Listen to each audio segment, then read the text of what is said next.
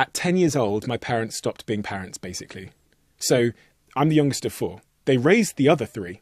And when you get to the fourth one, you think, oh, kind of, we've done it. She's 23, 21, 18. He's 10, but he's kind of, And they stopped coming home. So my mum would sleep in the back room of her shop on a bag of rice. And I remember going to the shop and seeing that it had loads of bite marks in it and going, why is it? She goes, oh, there's rats here. I sleep here because I'm being racially abused and people break in at night. So if I sleep in the shop, they're less likely to break in. My dad would then leave his job, go to her corner shop, and then in the evenings, she would go to her restaurant. None of these businesses ever did well. They didn't know how to read, didn't know how to write, moved to the UK. I don't think she still knows how to read and write. So she was starting these businesses. They weren't going well. My dad was leaving his full-time job and going straight to her. And I was 10.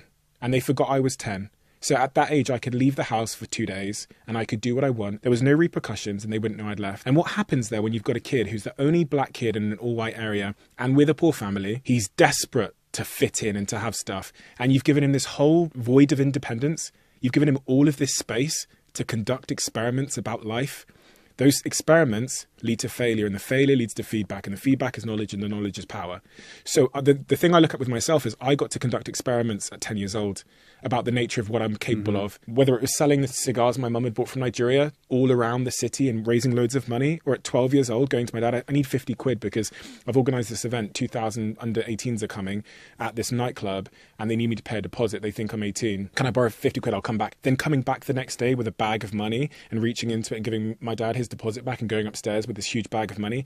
I was conducting these experiments at a young age. They're all reinforcing this thing we call belief. Belief is evidence. It is subjective evidence you've chosen to believe about yourself. Create somebody who will look at obstacles and look at how they approach things and have a huge optimism bias. I believe I can do it.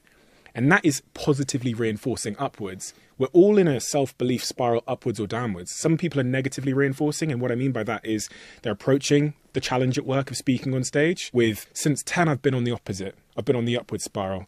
Tried something. Could be the business I started at 10 or 12 years old.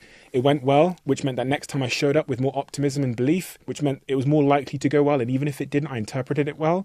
And since 10, I've been like that. And from that, I've accrued a lot of knowledge because I've been failing fast.